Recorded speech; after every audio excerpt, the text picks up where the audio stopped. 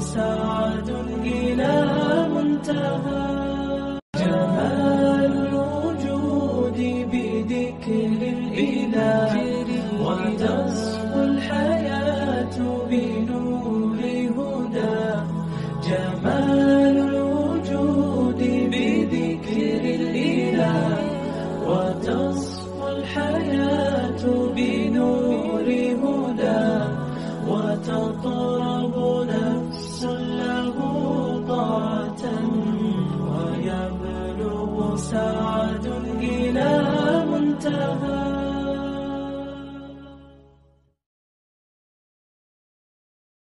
على رسوله الأمين وعلى آله وأصحابه ومن تبعهم بإحسان إلى يوم الدين. أعوذ بالله من الشيطان الرجيم. بسم الله الرحمن الرحيم. أرأيت الذي يكذب بالدين فذلك الذي يدع اليتيم ولا يحض على طعام المسكين فويل للمصلين الذين هم عن صلاتهم ساهون الذين هم يراءون ويمنعون الماعون. کیا آپ نے اس شخص کو دیکھا جو بدلے کے دن کو جھٹلاتا ہے؟ بس وہی ہے جو یتیم کو دھکا دیتا ہے اور مسکین کے کھانے پر ابھارتا نہیں ہے. بس خرابی ہو ان نماز پڑھنے والوں کے لیے جو اپنی نماز سے غافل ہے، جو ریاکاری کرتے ہیں اور برتنے کی چیز کو منع کرتے ہیں. یہ سورت جس کا ہم نے ترجمہ سنا، یہ وہ سورت ہے جسے سورۃ الماعون کہا جاتا ہے، اور اس سورت کی آخری آیت میں الماعون لفظ مذکور ہے، وَيَمْنَعُونَ الْمَاعُونَ. اس سورت کے اور بھی نام ہیں، جسے سورہ ارائیت، سورہ الدین بھی کہا جاتا ہے، اور یہ دونوں الفاظ اس سورت کی پہلی آیت میں مذکور ہیں. اور اس سورت کو سورہ الیتیم بھی کہا جاتا ہے کیونکہ اس سورت کی دوسری آیت میں لفظ الیتیم وارد ہے. یہ سورت مکی ہے، یعنی نبی اکرم صلی اللہ علیہ وسلم کی ہجرت مدینہ سے پہلے نازل ہوئی ہے. اور مکی اور مدنی سورتوں کا ضابطہ یہ ہے کہ ہجرت سے پہلے جو بھی سورت نازل ہو، جو بھی آیت نازل ہوئی ہے، اسے مکی کہا جاتا ہے، اور ہجرت کے بعد جو بھی سورت یا جو بھی آیت نازل ہوئی ہے اسے مدنی آیت یا کہ مدنی سورت کہا جاتا ہے. اس سورت کا آپ نے ترجمہ سنا. اس سورت کا مرکزی مضمون یہ ہے کہ قیامت کے جھٹلانے والے انسان کیسے ہوتے ہیں، یا کہ قیامت کے جھٹلانے کے انسان پر کیا اثرات پڑتے ہیں، اور وہ کون لوگ ہیں جو قیامت کو جھٹلاتے ہیں. اور اسی سے اس سورت کا آغاز کیا گیا ہے. نبی اکرم صلی اللہ علیہ وسلم نے کفار مکہ کے سامنے جو دعوت پیش کی، وہ اس دعوت کا تعلق توحید سے تھا، اور آپ صلی اللہ علیہ وسلم کی رسالت سے تھا، اور یوم قیامت سے تھا. آپ صلی اللہ علیہ وسلم قیامت کا تذکرہ کرتے تھے اور قیامت کے ہولناکی کو بتلاتے تھے. قیامت کے روز لوگوں کا جو انجام ہونے والا ہے اس سے باخبر کرتے تھے، کیونکہ ایمان بالیوم الآخر کہ قیامت کے دن پر اگر انسان ایمان لے آتا ہے تو اس سے اس کے ظاہر اور باطن کی اصلاح ہو جاتی ہے، اور اس طریقے سے شریعت پر عمل کرنا اس کے لیے آسان ہو جاتا ہے. کفار مکہ مختلف انداز سے قیامت کا انکار کرتے تھے. کبھی یہ کہتے تھے اذا متنا وکننا ترابا وعظاما انا لمبعوثون، جب ہم مر جائیں اور ہم مٹی ہو جائیں اور ہم ہڈی بن جائیں، وہ سیدھا ہڈی ہو جائیں گے، کیا ہم دوبارہ اٹھائے جانے والے ہیں؟ کبھی کہتے تھے من یحیی العظام وهي رمیم، وہ کون ہے جو بوسیدہ ہڈی میں زندگی کی لہر کو دوڑا سکتا ہے؟ تو اس طریقے سے مختلف انداز سے وہ قیامت کا انکار کرتے تھے، حتیٰ کہ اپنے اشعار میں قیامت کے تذکرے کو حدیث و خرافہ کہتے تھے۔ یہ خرافت والی بات ہے، یہ بکواس ہے، اور اس کا حقیقت سے کوئی تعلق نہیں ہے۔ تو قرآن مجید میں اللہ عز و جل نے مختلف انداز سے قیامت کو ثابت کیا ہے، اور یہ بتلایا ہے کہ وہ رب جو انسان کی تخلیق پر قادر ہے، بڑے بڑے مخلوقات کو جس نے پیدا کیا ہے، سورج کو، چاند کو، آسمانوں کو، زمین کو، اور جو بنجر زمین میں بارش نازل کر کے زندگی کے لہر کو دوڑا دیتا ہے اور اسے سرسبز جو شاداب کرتا ہے، تو کیا وہ تمہیں مرنے کے بعد دوبارہ زندہ کرنے پر قادر نہیں ہے؟ وہ اس طریقے سے اللہ عز و جل نے اپنے مختلف آیات کے ذریعے سے قیامت کو ثابت کیا ہے۔ اور پھر دوسرے انداز سے کہ اس دنیا میں ہم دیکھتے ہیں ایک انسان ظلم کرتا ہوا چلا جاتا ہے اور دوسرا انسان ظلم سہتا ہوا چلا جاتا ہے، تو یہ اس بات کا تقاضا ہے ایک دن ایسا دن ہو جب ظالم کو اس کی سزا ملے اور مظلوم کو اس کا حق ملے۔ تو گویا زندگی کے یہ احوال خود اس بات کے تقاضا کرتے ہیں کہ قیامت ہونا چاہیے۔ اسی لیے قیامت کو الدین کہا گیا کہ قیامت بدلے کا دن ہے، جیسا کہ سورہ فاتحہ میں اللہ رب العالمین نے اپنے تعلق سے فرمایا مالک یوم الدین، کہ اللہ تعالیٰ بدلے کے دن کا مالک ہے۔ تو گویا قیامت بدلے کا دن ہے۔ جب قیامت بدلے کا دن ہے تو اس کا مطلب یہ ہے کہ قیامت کے روز ہر ایک کو اس کا حق دیا جائے گا، اور جس نے جو کیا ہے وہ قیامت کے روز اسے اپنے سامنے دیکھے گا۔ تو انسانی احوال بات کو چیخ چیخ کر بتا رہے ہیں کہ قیامت ایک دن ایسا آنا چاہیے جس روز ظالم کو اس کی ظلم کی سزا ملے اور مظلوم کو اس کا حق ملے۔ تو اس صورت میں اللہ عز و جل نے اس شخص کے اوصاف بیان کیے ہیں جو قیامت کو جھٹلاتا ہے۔ تو قیامت کے جھٹلانے سے انسان پر کیا اثرات مرتب ہوتے ہیں اس کا اس صورت میں تذکرہ کیا گیا ہے۔ اس لیے اس صورت کو اجتماعی صورت کہا گیا۔ اجتماعی کا مطلب کہ یہ وہ صورت ہے جو مجتمع کے مسائل کو حل کرتی ہے۔ انسانی معاشرے کے جو مسائل ہوتے ہیں ان مسائل کا یہ صورت ان مسائل کا یہ صورت حل پیش کرتی ہے۔ اللہ رب العالمین نے فرمایا اَرَأَيْتَ الَّذِي يُكَذِّبُ بِالدِّينِ، کیا آپ نے دیکھا اس شخص کو جو بدلے کے دن کو جھٹلاتا ہے؟ اس میں خطاب نبی اکرم صلی اللہ علیہ وسلم سے ہے، مگر اس خطاب میں آپ صلی اللہ علیہ وسلم کے ساتھ ہر وہ شخص داخل ہے جو اس صورت کو پڑھتا ہے۔ وہ خطاب گرچہ نبی صلی اللہ علیہ وسلم سے ہے لیکن اس کے مخاطب سارے کے سارے لوگ ہیں۔ یہاں پر الدین کا دو معنی ہے۔ ایک معنی الدین کا وہی ہے جو بتلایا گیا کہ قیامت کا دن، اور دوسرا معنی الدین کا ہے کہ دین اسلام، کہ دین اسلام کو جو جھٹلاتا ہے اس کے کیا اوصاف ہوتے ہیں، یا کہ قیامت کے دن کو جو جھٹلاتا ہے اس کے کیا اوصاف ہوتے ہیں۔ کیا کبھی آپ نے غور کیا ہے یا کبھی آپ نے اس کا جائزہ لیا ہے؟ گویا یہاں پر تعجب، یہاں پر استفہام جو ہے اظہار تعجب کے لیے ہے کہ آپ اس کے احوال پر تعجب کریں گے کہ انسان جب اسلام کو، دین اسلام کو جھٹلا دیتا ہے، یا کہ اس طریقے سے جب انسان روز قیامت کو جھٹلاتا ہے اس انسان پر بڑے برے اثرات مرتب ہوتے ہیں۔ یکذب باب تفعیل سے ہے جس کے اندر تکثیر کا معنی ہے کہ وہ مسلسل جھٹلاتا ہے، اور اس طریقے سے بار بار وہ جھٹلاتا ہے۔ اور رأیت الذی یکذب بالدین، کیا آپ نے اس شخص کو دیکھا جو بدلے کے دن کو جھٹلاتا ہے یا جو دین اسلام کو جھٹلاتا ہے۔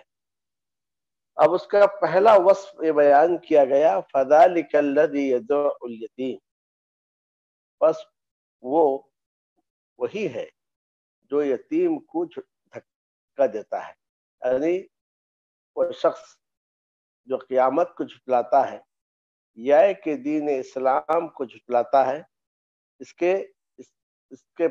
کے اوصاف میں سے پہلا وصف یہ ہے کہ وہ یتیم کو دھکا دیتا ہے۔ یتیم محل رحمت ہے، محل شفقت ہے، کیونکہ یتیم اس شخص کو کہا جاتا ہے کہ جس کے بلوغت کو پہنچنے سے پہلے اس کے والد کا انتقال ہو جائے، جس کے والد کا اس کے بلوغت کو پہنچنے سے پہلے انتقال ہو جائے، اسے یتیم کہا جاتا ہے۔ یتیم 4 حروف سے بنا ہوا ایک لفظ ہے، لیکن اگر آپ اس لفظ یتیم پر غور کریں گے، دنیا کے سارے درد، دنیا کی ساری بے کسیاں اس لفظ میں پوشیدہ ہے۔ یتیم کتنے بھی اچھی حالت میں ہو، اس کا آپ جتنا بھی خیال رکھیں، لیکن وہ احساس کمتری کا شکار ہوتا ہے۔ جب اپنے ہم عمر بچوں کو دیکھتا ہے کہ وہ اپنے باپ سے اپنی بات منواتے ہیں، اپنے باپ کے انگلی کو پکڑ کر چلتے ہیں، اپنی ضروریات اپنے باپ سے مانگتے ہیں، منواتے ہیں، اس کے دل میں ایک احساس پیدا ہوتا ہے، کاش میرا بھی باپ زندہ ہوتا اور میں بھی اپنے باپ سے اپنی ضروریات کو طلب کرتا اور اپنے حقوق کو مانگتا اور اپنی خواہشات کو پورا کرتا۔ یہ جو احساس اس کے اندر پیدا ہوتا ہے، ہمیں یہ کہا گیا کہ ہم سب اس کے لیے باپ بن جائیں اور اس کے اس احساس کو پورا کرنے کی کوشش کریں، تاکہ وہ یہ سمجھے کہ پورا گرچہ میرا باپ میری بلوغت سے پہلے انتقال کر گیا، لیکن پورا کا پورا معاشرہ مل کر میرا باپ بن گیا، میری ضروریات کو پورا کیا، تو لہذا بڑا ہو کر پھر وہ معاشرے کے مسائل کو حل کریں گے، معاشرے کے مسائل کو حل کرے گا، معاشرے کی ضروریات کو پورا کرے گا اور معاشرے کی تعمیر کرے گا۔ لیکن اگر اس یتیم کا معاشرے میں کوئی خیال رکھنے والا نہ ہو، خیال نہ رکھے لیکن اس کو دھکا دے، اس کے ساتھ غلط سلوک کرے، اس کے ساتھ قساوت قلبی اور سخت دلی اور سنگ دلی کا سلوک کیا جائے، پھر یہ وہ یتیم ہے جو آگے چل کر معاشرے کے ہر فرد سے اپنی احساس سے کمتری کا بدلہ لے گا۔ وہ یہ چاہے گا گرچہ میں یتیم بنا تھا اور میرے ساتھ لوگوں نے ایسا سلوک کیا، میں بھی معاشرے میں بہت ساروں کے ساتھ ایسا ہی سلوک کروں گا۔ اسی لیے ہمیں دین اسلام میں یہ تعلیم دی گئی، ہم یتیموں کے ساتھ اچھا سلوک کریں۔ اللہ عز و جل نے سورہ الضحیٰ میں نبی اکرم صلی اللہ علیہ وسلم سے خطاب کی اور فرمایا، الم یجدک یتیما فآویٰ، کیا بات نہیں اس رب نے آپ کو یتیم پایا پس آپ کو پناہ دیا، ٹھکانہ دیا، اور آگے کہا فَأَمَّا الْيَتِيمَ فَلَا تَقْهَرْ، بس یتیم کو آپ جھٹکی مت دیجیے۔ باپ بیٹے کو جتنی چاہے جھٹکی دے، بیٹے پر اس کا اتنا اثر نہیں ہوتا، اولاد پر اس کا اتنا اثر نہیں ہوتا، لیکن جب کوئی غیر کسی لڑکے کو جھٹکی دے اور اس کا باپ نہ ہو تو اس پر سخت زخم لگتے ہیں اور سخت احساس ہوتا ہے۔ تو اللہ عز و جل نے فرمایا وَأَمَّا الْيَتِيمَ فَلَا تَقْهَرْ، جہاں تک یتیم ہے، رہا یتیم، بس آپ اسے جھٹکی نہ دیں۔ گویا یتیم کو ڈانٹنے، یتیم کو جھٹکی دینے سے منع کیا گیا ہے۔ اور یہاں پر کہا گیا کہ جو شخص قیامت پر ایمان نہیں لاتا ہے، قیامت پر اسے یقین نہیں ہے، وہ یتیم کے ساتھ شفقت و درکنار، یتیم کے ساتھ سنگدلی کا مظاہرہ کرتا ہے اور اسے دھکا دیتا ہے۔ نبی اکرم صلی اللہ علیہ وسلم نے ہمیں یتیم کے ساتھ حسن سلوک کا حکم دیا اور دعا بھی کی، اللہم انی احرز حق الضعیفین الیتیم والمرأة، اے اللہ دو کمزوروں کے حق کو جو ضائع کرے میں اسے گنہگار ٹھہراتا ہوں۔ جو کمزور میں سے ایک یتیم ہے اور دوسرا کمزور عورت ہے۔ اور حدیث میں دوسری جگہ آپ صلی اللہ علیہ وسلم نے یتیم کی کفالت کرنے والے کے تعلق سے خوشخبری دی، انا وکافل الیتیم کہاتین فی الجنہ، میں اور یتیم کی کفالت کرنے والے دونوں جنت میں اس طرح ہوں گے۔ یعنی آپ صلی اللہ علیہ وسلم نے اپنی شہادت کی انگلی اور درمیان انگلی کو ملا کر دکھایا اور دونوں کے درمیان میں ہلکا سا آپ نے فرق رکھا ہے۔ اس سے اندازہ لگا سکتے ہیں کہ یتیم کی کفالت کرنے میں کتنا بڑا اجر ہے، کتنا بڑا ثواب ہے، کیونکہ یتیم کی کفالت کر کے آپ اس کے دل سے احساس محرومی، احساس کمتری، احساس کہتری کو دور کرتے ہیں اور اسی کے ساتھ آپ اسے معاشرے کے لیے لائق اور معاشرے کے لیے قابل بناتے ہیں۔ تو لہذا یتیم کو جھٹکی نہ دی جائے، یتیم کے ساتھ شفقت اور محبت کا سلوک کیا جائے، یتیم کے لیے باپ بننے کی کوشش کیجیے اور پھر اس طریقے سے یتیم کے مال کی حفاظت کیجیے۔ رب العالمین نے فرمایا، ان الذین یأکلون اموال الیتامی ظلما انما یأکلون فی بطونہم نارا وسیصلون سعیرا، جو لوگ یتیم کے مال کو ظلم سے کھاتے ہیں وہ تو اپنے پیٹوں میں آگ بھرتے ہیں۔ تو لہذا اس سے آپ اندازہ لگا سکتے ہیں کہ دین اسلام کتنا اچھا دین ہے اور کس طریقے سے دین اسلام نے معاشرے میں جینے والے افراد کے حقوق کی نگہداشت کی ہے اور معاشرے میں جینے والے حقوق کی حفاظت کی ہے۔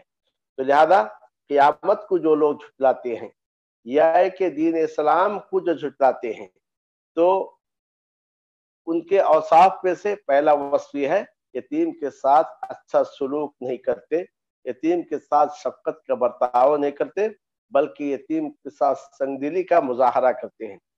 یہ مظاہرہ دو وجہ سے ہے، ایک تو وہ لوگ صفت بخل سے متصف ہیں اور دوسری وجہ یہ ہے کہ انہیں اسلام کی حقانیت پر ایمان نہیں ہے، اور ایک وجہ یہ بھی ہے انہیں آخرت پر یقین نہیں ہے، کیونکہ اگر آخرت پر ایمان ہوتا تو وہ ڈرتے ہم اگر یتیم کے ساتھ برا سلوک کریں گے کل ہمیں اس کی سزا بھگتنی ہوگی، اور یتیم کے ساتھ حسن سلوک کریں گے کل ہمیں اس کا اجر اس کا ثواب ملے گا۔ کیونکہ آخرت پر یقین نہیں ہے تو اس وجہ سے ان کی زندگی پر ایک برا اثر یہ پڑا کہ یتیم کے ساتھ جو معاشرے کا سب سے زیادہ محروم انسان ہوتا ہے اور سب سے زیادہ شفقت کا محتاج ہوتا ہے، اس کے ساتھ یہ لوگ سنگدلی کا مظاہرہ کرتے ہیں۔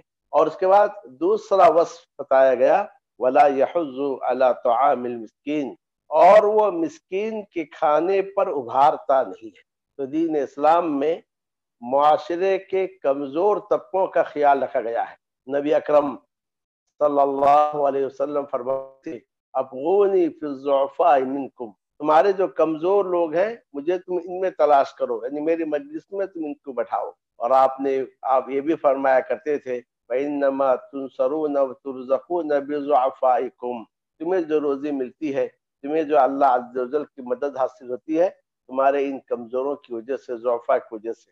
تو معاشرے کا وہ طبقہ جنہیں ضعفاء، جنہیں کمزور کہا جاتا ہے، جو شفقت کے اور ہمارے حسن سلوک کے محتاج ہیں، ان کا خیال رکھنی چاہیے۔ اسی سے معاشرے کے اندر برکت ہوتی ہے، معاشرہ خیر اور فلاح کی جانب آگے بڑھتا ہے۔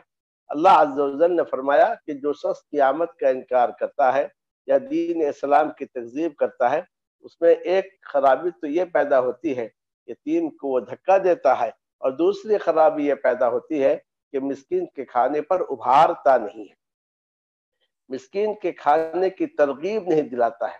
وہ اس میں اس جانب اشارہ ہے کہ خود کھلائے یہ تو دور کی بات ہے، بلکہ دوسرا بھی اگر کھلاتا ہے یہ اس سے ناگوار ہے اور یہ پسند نہیں کرتا ہے کہ کوئی محتاج کو کھلائے، کوئی مسکین اور محتاج پر کو صدقہ دے، اس کے حاجت کو پوری کرے، یہ چیز بھی اسے ناگوار گزرتی ہے، کیونکہ اس کا روز قیامت پر ایمان نہیں ہے اور سزا اور جزا پر اس کا جو ایمان نہیں ہے۔ تو واللہ یحض علی طعام المسکین، اور وہ مسکین کے کھانے پر ابھارتا نہیں ہے۔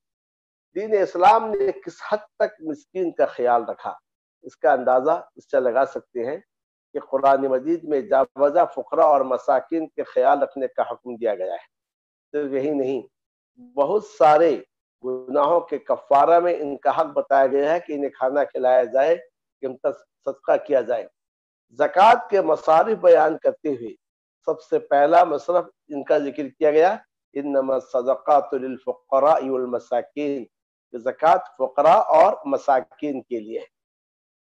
اس سے اندازہ لگا سکتے ہیں کہ اسلام نے معاشرے کا جو کمزور طبقہ ہے اس کا کس حد تک خیال رکھا ہے، کیونکہ معاشرہ کا جو کمزور طبقہ ہے یہ ہمیشہ احساس سے محرومی میں ڈوبتا ہے۔ اس کے پڑوس میں کوئی مالدار ہوتا ہے جس کے بچے اچھا لباس پہنتے ہیں، اچھے کپڑے پہنتے ہیں، اور اونچے اور معیاری اسکولوں میں پڑھتے ہیں، اور ان کے گھر پختہ ہوتے ہیں، اور یہ چھپر کے گھر میں رہتا ہے، ان کے یہاں ایک وقت کھاتے ہیں ایک وقت نہیں کھاتے ہیں، لیکن اگر ساتھ رہنے والا مالدار اس کا خیال رکھے تو یہی مسکین اور یہ محتاج اس کے لیے سہارا بنتا ہے اور اس کا محافظ بنتا ہے کہ انہوں نے ہمارا خیال کیا ہے۔ لیکن جب وہ دیکھتا ہے کہ میرے پڑوس میں جو مالدار ہے میرا خیال نہیں کرتا ہے اور وہ خود کھاتے ہیں اور ہمیں کھلاتے نہیں ہیں، تو اس کے بعد اس کے دل میں اس مالدار کے تعلق سے کینہ، بغض، حسد پیدا ہوتا ہے، اور پھر اس طریقے سے اس مالدار سے وہ بدلہ اور انتقام لینے کی کوشش کرتا ہے۔ تو لہذا ہمیں دین اسلام نے اس کا حکم دیا کہ ہم مسکین کے کھانے کے جانب توجہ دیں، اور اگر ہمارے پاس اسے کھلانے کے لیے کچھ بھی نہیں ہے تو دوسروں کو ابھاریں اور دوسروں کو اس کی جانب ہم ترغیب دیں۔ وَلَا يَحُضُّ عَلَىٰ طَعَامِ الْمِسْكِينِ، اور وہ مسکین کے کھانے پر ابھارتا نہیں ہے۔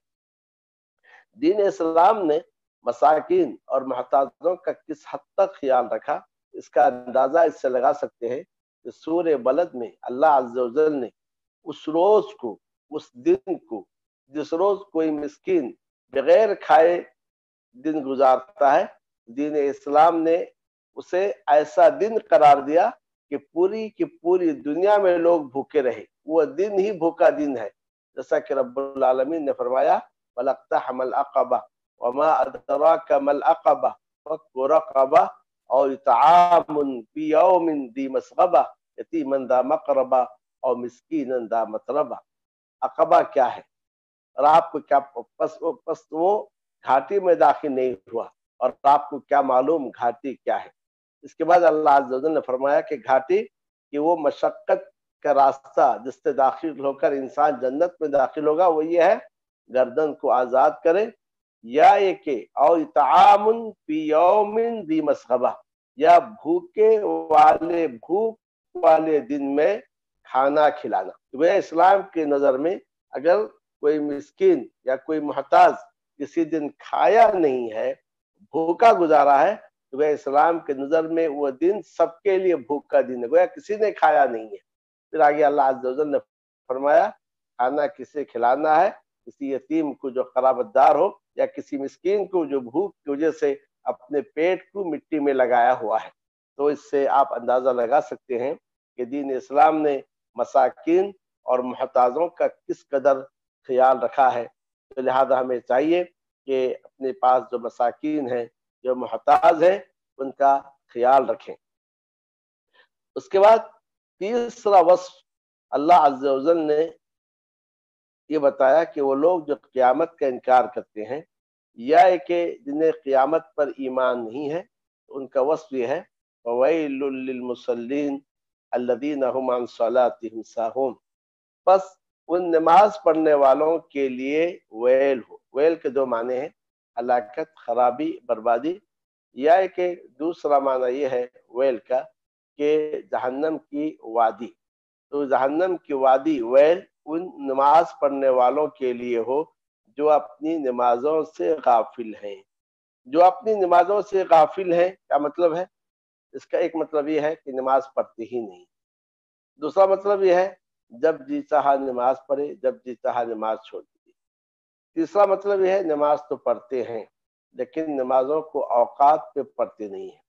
چوتھا اس کا مطلب یہ ہے کہ نماز تو پڑھتے ہیں، नमाजों को उनके शुरूत, उनके फराइज और उनके वाजिबात, उनके सुन्नतों के साथ बजा नहीं लाते हैं, और इस तरीके से नमाज तो पढ़ते हैं मगर खुशू और खुजू के साथ नमाज नहीं पढ़ते हैं। ये वो खराबी है जो दर हकीकत मुनाफिकीन की जानिब इसमें इशारा किया गया है।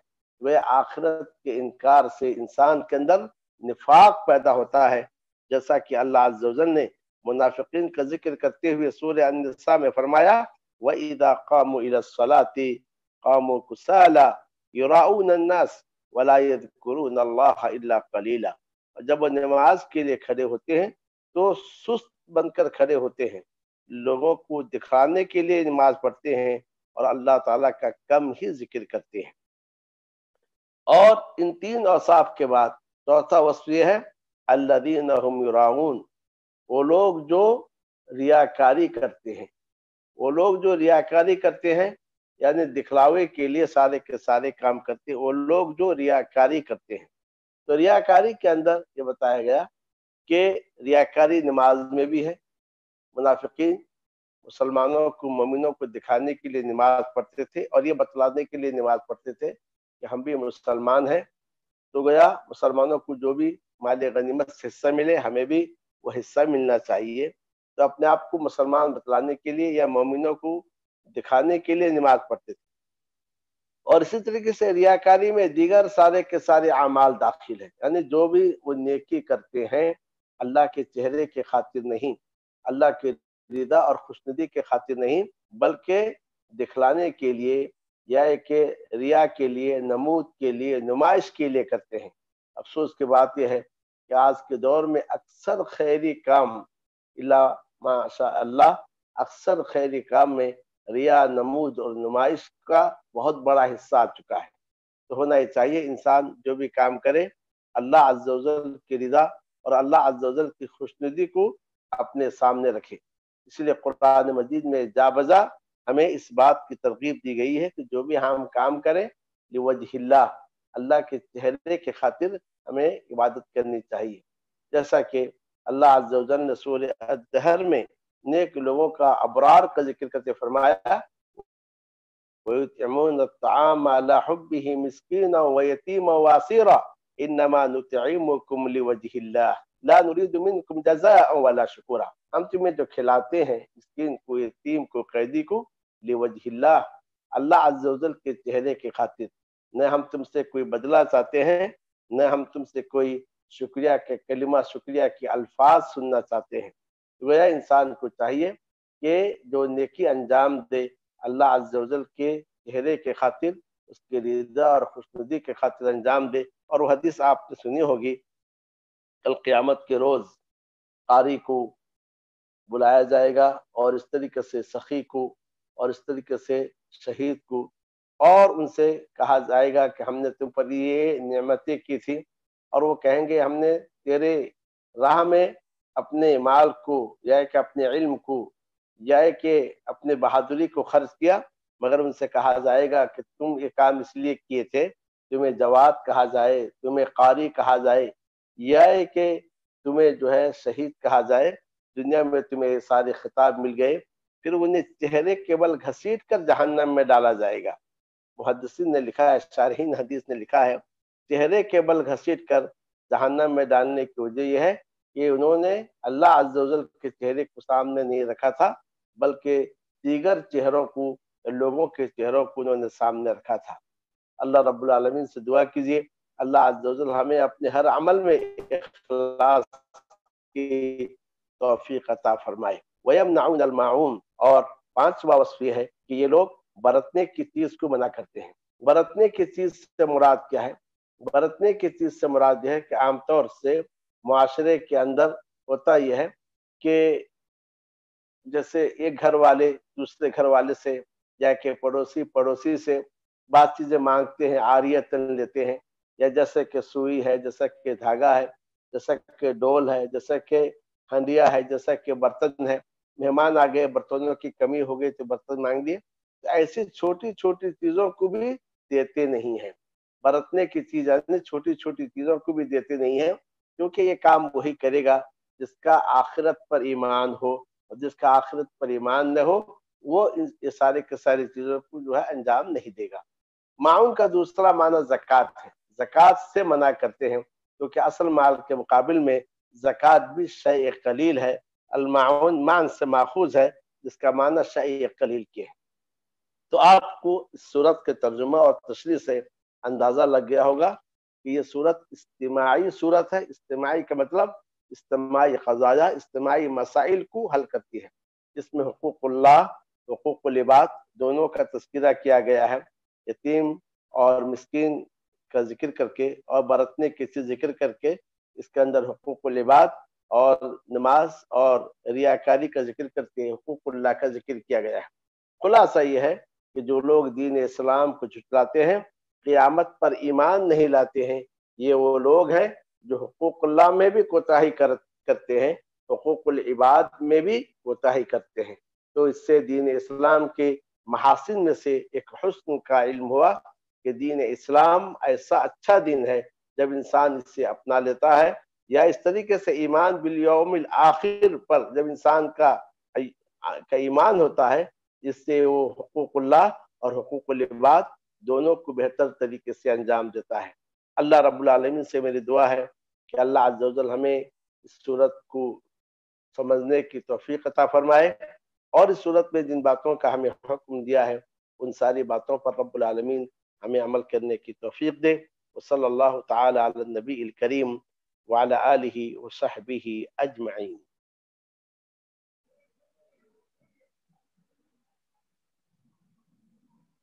کوئی چیز اگر سورت سے متعلق سمجھ میں نہیں آئی ہو تو پوچھ سکتے۔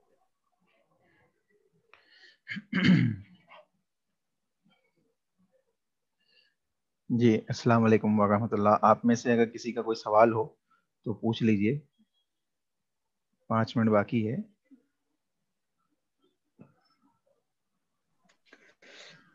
شیخ یہ جو آخری آیت ہے معاون کے تعلق سے، اس میں جو دوسرا معنی بیان کیا گیا زکوٰۃ کا ہے، بلکہ لیکن جب یہ سورہ مکی ہے اور زکوٰۃ تو مدنی دور میں فرض ہوئی تھی جیسا شیخ، تو اس میں تھوڑا وضاحت ہونا تھا۔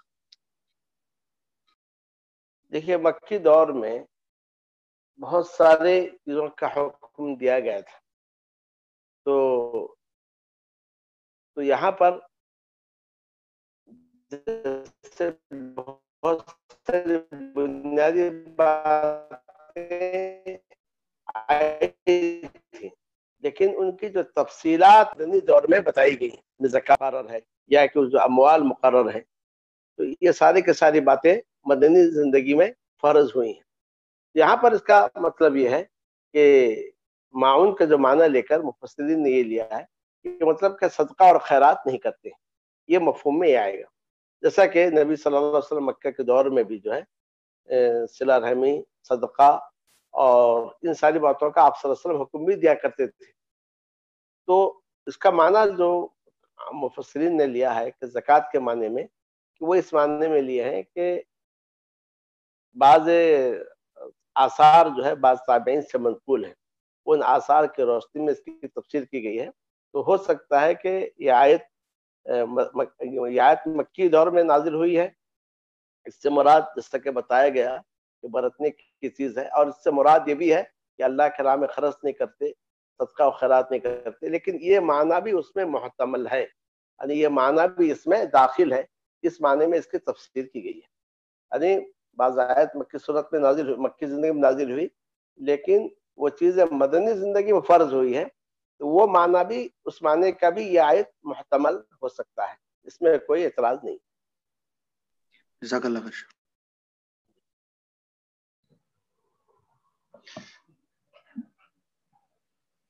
جی اور کسی کا کوئی سوال ہو تو پوچھ لیجئے۔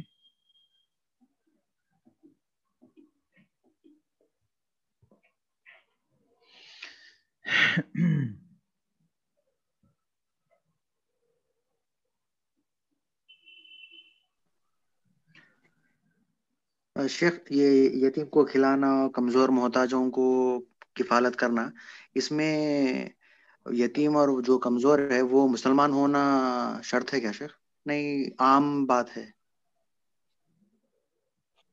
نہیں، یہاں تو عام چیز ہے، لیکن اگر مسلمان ہے زیادہ اچھی بات ہے، زیادہ ہے، لیکن اس کے اندر عمومی بات ہے، فقراء اور مساکین، جس کے اندر عمومی چیز ہے. آپ کے پاس کوئی بھی محتاج ہے، اس محتاج کا خیال رکھیں. ایک یتیم کافر ہی ہو لیکن آپ اس کا خیال رکھیں تو یہ ممکن ہے اس کے اسلام لانے کی وجہ بھی ہو سکتی ہے. یہاں پر یہ شرط نہیں ہے کہ وہ مسلمان ہی ہو، بلکہ مسلمان نہیں ہے لیکن اگر یتیم کا اس پر اطلاق ہوتا ہے یا فقیر اور مسکین کا اس پر اطلاق ہوتا ہے، وہ بھی اس کا مستحق ہے. لیکن جب وہ مسلمان ہے تو اس کے حق اور زیادہ بڑھ جاتے ہیں. جزاک اللہ خیر. بارک اللہ.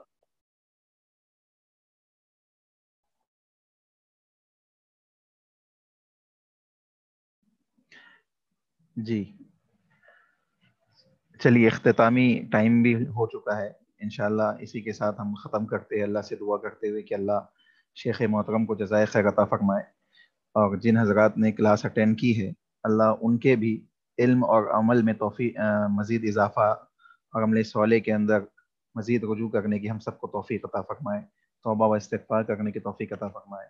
جو معاملات فتنوں کے آج معاشرے کے اندر ہے ان سب سے ہم تمام کی حفاظت فرمائے. آمین. دعا پڑھ لیجئے. سبحانک اللہم ربنا و بحمدک اشہد ان لا الہ الا انت استغفرک و اتوب الیک. السلام علیکم ورحمۃ اللہ وبرکاتہ. جزاکم اللہ خیر واحسن الجزاء.